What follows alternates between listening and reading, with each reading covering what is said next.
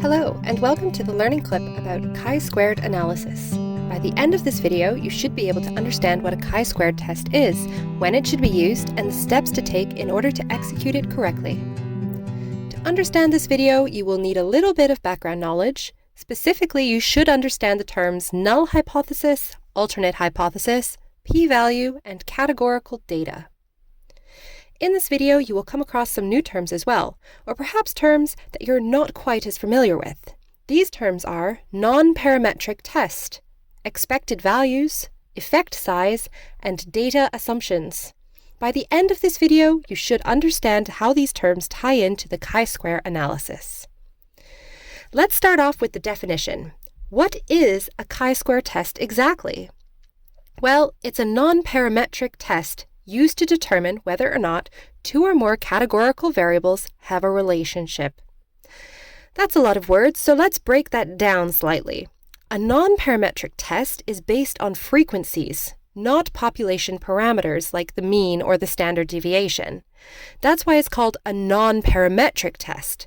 Essentially, we need to have counts of things instead of parameters that we can measure.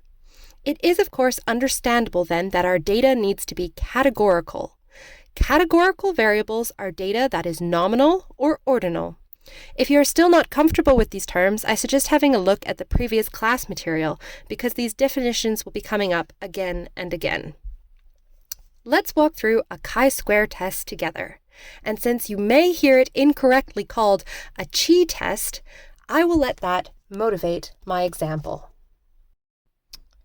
We have a group of 120 people and we split them into two groups. We have one group who meditates 15 minutes at the start of every day. We call this group the meditators.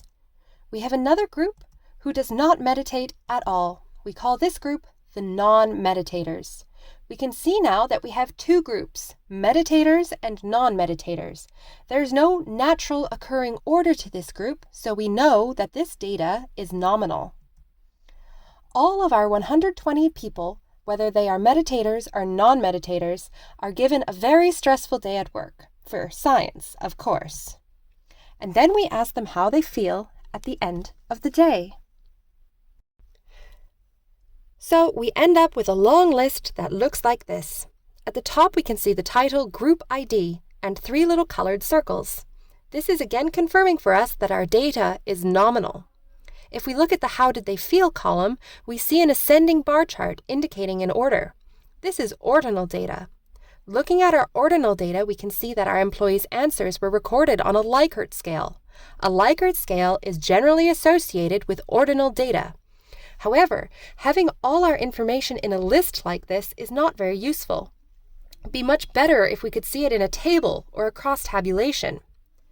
After making a cross-tabulation, we can see the counts of each group and what they answered to the Likert scale on how they felt at the end of the day. This is a lovely summary of all our observed data. It will become clear why I emphasize that point in a moment. So we have data. Now what? Well, statistics is all about comparison. So we have our observed values. What are we comparing them to? Expected values. Yes, the chi-square is all about comparing what we actually see and record, otherwise known as observed values, to what we could maybe expect to see if there was absolutely no relationship between our variables. In other words, the values you would see if your null hypothesis was true. How do we calculate expected values? It's a relatively simple formula that, yes, you do need to memorize for the exam. Not only do you need to memorize it, you should be able to understand it so that you yourself can calculate expected values without worry or trepidation. The formula is row total times column total over grand total. Let's do this calculation together a few times.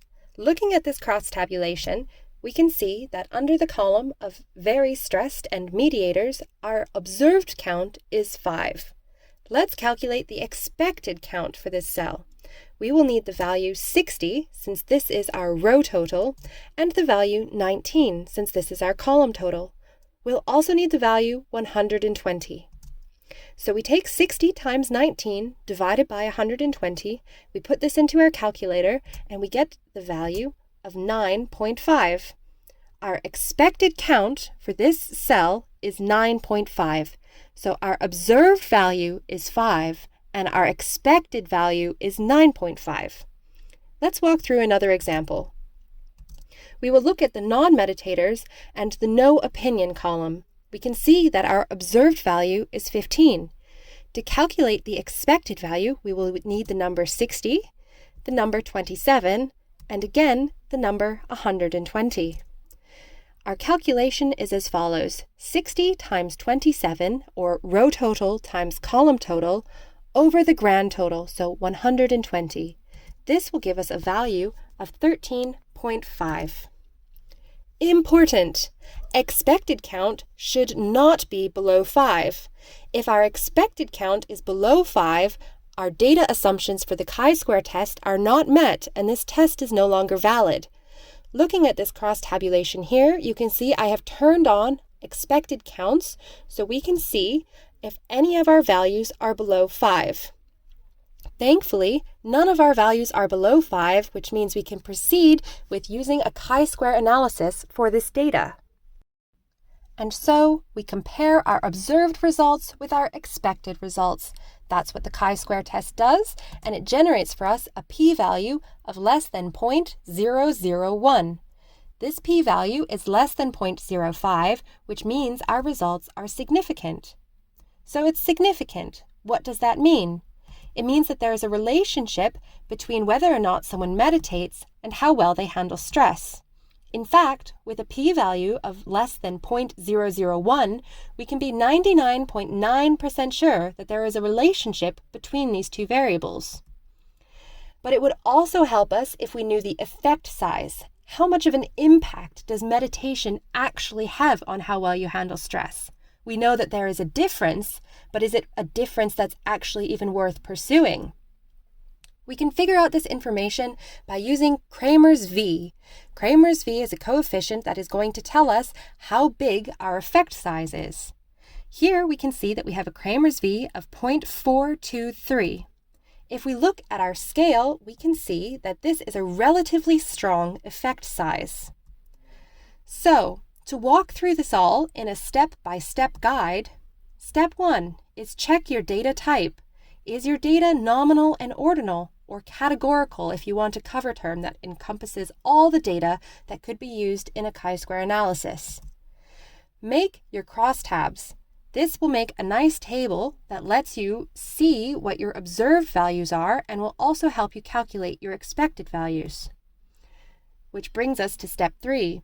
Check your expected counts. Ensure that your expected counts are not less than 5. If they are less than 5, your data has not met the data assumptions necessary to perform a chi-square analysis. Finally, run your chi-square test, check the p-value. If your p-value is significant, perhaps you would also like to check the effect size. This will give you a nice cohesive story from start to finish about the data that you originally collected. Thank you so much for sitting through this video on chi-square analysis. If you have any questions, please make note of them, bring them to class, where either myself or my colleagues will be happy to explain further.